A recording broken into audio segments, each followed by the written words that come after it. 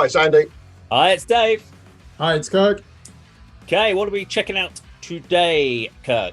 Oh, it's one of mine, isn't it? So It is. my ultimate idol, Robert Smith of The Cure, one of the most influential bands of all time, and surprisingly, or maybe not surprisingly, very influential on metal and rock music, considering that they come from a post-punk goth background and obviously were and still are icons of pop music culture. So the reason that I've chosen this video, two things. One, the three of us are doing a documentary, as we know, as people should know by now, called "How to Interview Your Musical Idols in 6 Months or Less." And Robert Smith, who's an absolute A-lister, is on here, and I've got no confidence that I'll be able to arrange an interview with him. However, I want to introduce you two to the darker aspects of the band's music. You'll all know Love Cats and Let's Go to Bed and Lullaby and all these great pop songs, but they are one of the darkest bands of all time. And I'll be seeing them in December at Wembley, and I will not be expecting any singles. I don't want to hear any singles. I just want the 9-minute depressing songs, please, Robert.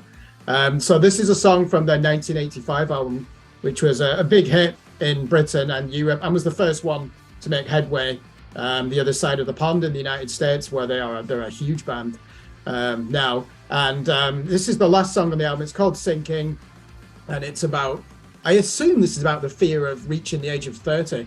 At the time, Robert Smith was already a huge pop star, and this song really captures that self-doubt of aging, and that's always been a constant obsession in the band's music. So I'm really not going to say much more. This is live. There'll be some dud notes in there, but it's really about to me, it's about the emotion that this band can convey, and I don't think anyone gets anywhere near to them when Robert Smith is in that zone, when he's locked in and just it's as if no one else exists. So all right, let's go check it out then. And it's in France, I think, 1986. This one.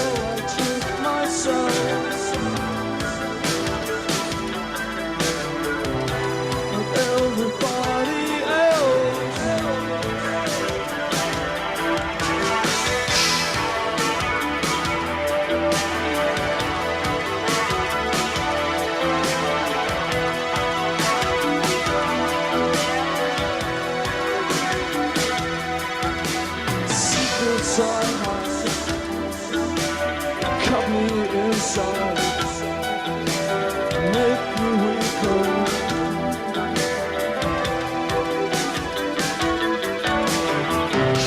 So I trick myself.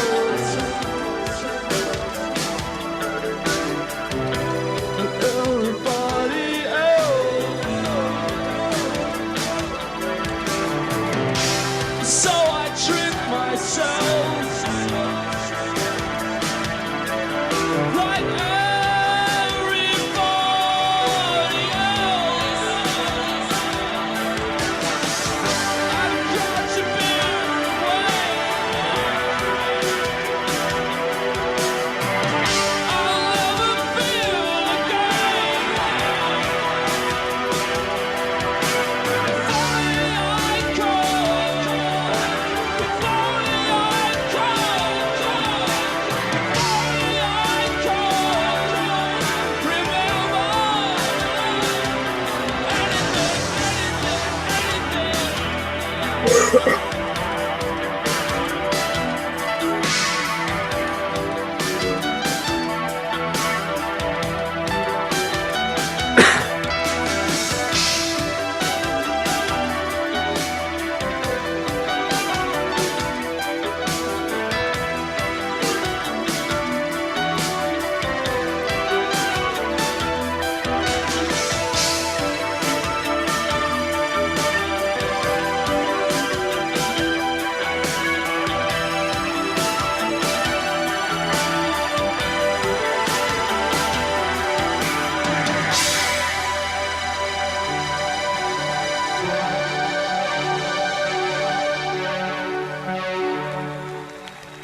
See you again soon.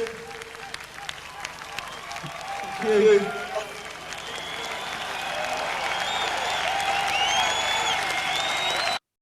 Okay. Andy, you can go off first on this one, I think. I'll follow Right. after that. Obviously, sort of knowing Kirk these last few months, he's talked about The Cure and Robert Smith, and to be honest, I know the name of the band, but Love Cats and Boys Don't Cry, is that one of theirs? You know, I don't know anything about them, and this is a complete contrast. You know, when you said The Cure, I thought, well, why are you so into this band who sing songs like Love Cats, which you know everyone knows, I think, you know, big hit from whenever it was. We're gonna, you know, certainly I'm gonna analyse the music as in not heard The Cure before. The videos sort of rainy live footage, but you know the sound on that live stage was pretty good, wasn't it? Considering the song itself, very, very surprised. You know, I didn't know quite what to expect. I mean, this is dark and depressing, as you said, Kirk. You know, this is like shoegaze, isn't it? Is that what you call? Is it? Definitely had an influence on darkwave and shoegaze. They are probably, along with Cocktail Twins, probably the most influential band on the development of those subgenres.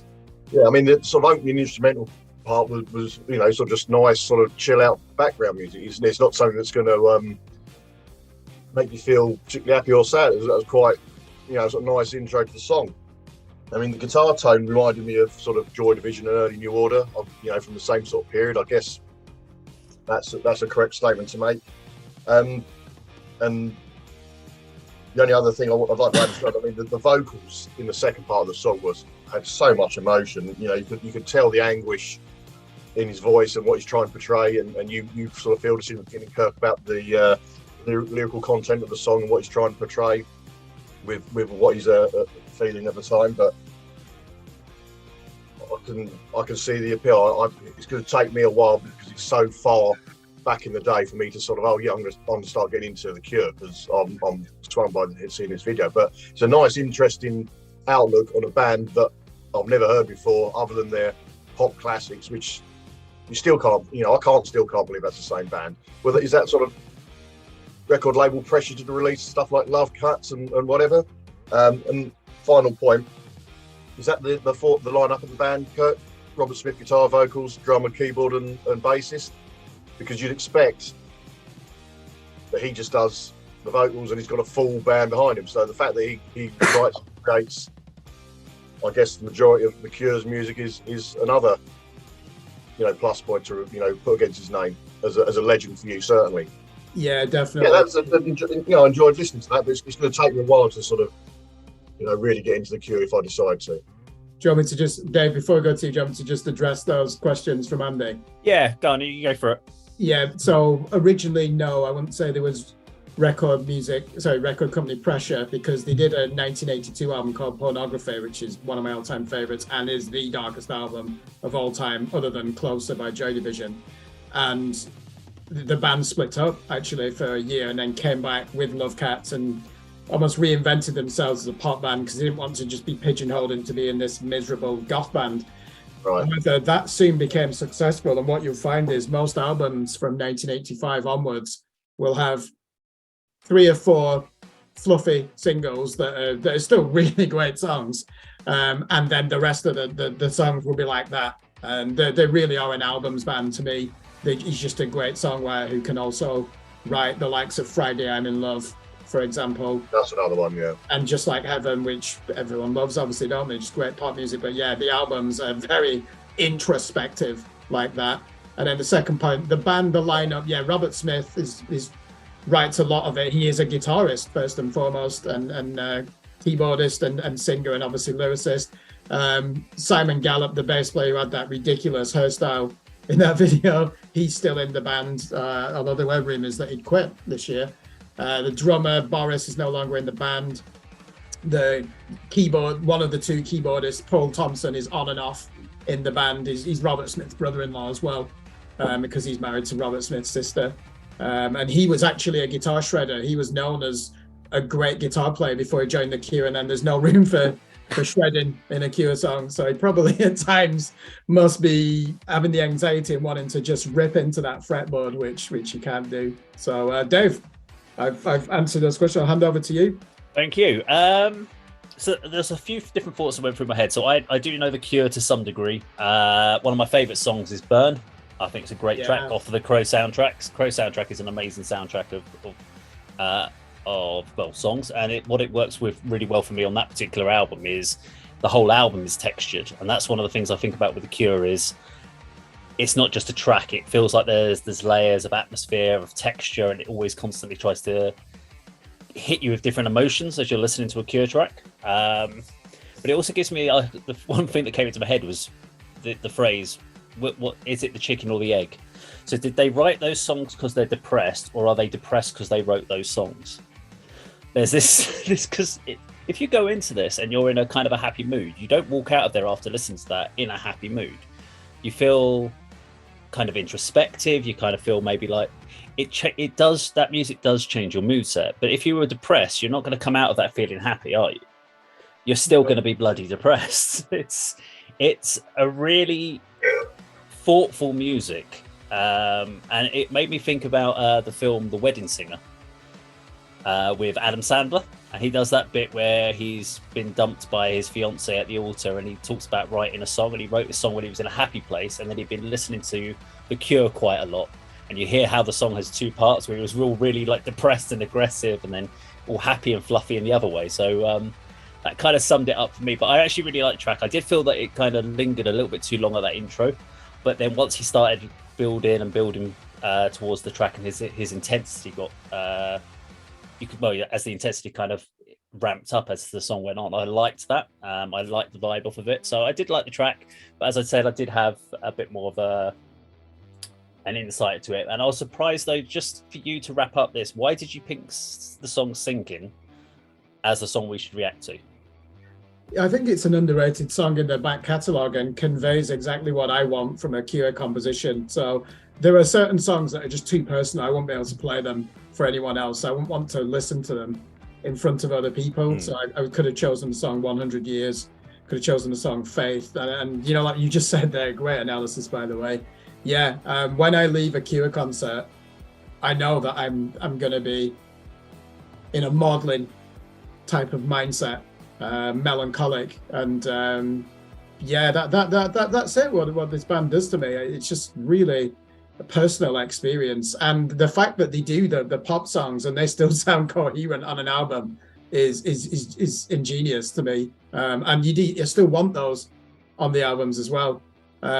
But yeah, and plus the other thing, I wanted to see Robert Smith live because Andy, you said you were shocked. You're just used to the person from In Between Days and Love Cats, who's this great 80s pop icon to some.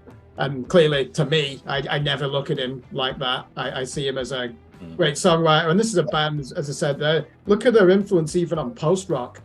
I think without The Cure, you don't even, that genre would be a lot different. And then as you said, dark wave, shoegaze, definitely. Shoegaze is like a more abstract version of The Cure. And you see what they were doing, the structure of that song. There is no verse or chorus. So you've got this long intro, but if you were to take the vocals out, essentially what they've done there is they've written verse parts and what would be a chorus musically, and then not put any lyrics over them. And then when the first vocals come in, it actually is the verse that started in the intro. And they started doing a lot more of that on this album and the follow-up, Kiss Me, Kiss Me, Kiss Me, and then the classic 1989 album, Disintegration. And that helped me when I was in my late teens, early 20s writing music. I started appropriating that structure that they're doing there. So I know what you mean. If you're not used to that, you'll think that's an overly long intro. When you get used to that structure on an album, you'll probably come to appreciate it, man. Fair enough. Well, there we go. That was The Cure and Sinking. If you like this video, please do subscribe, click the bell icon, like and share, and we'll see you on another video sometime very soon. Take care.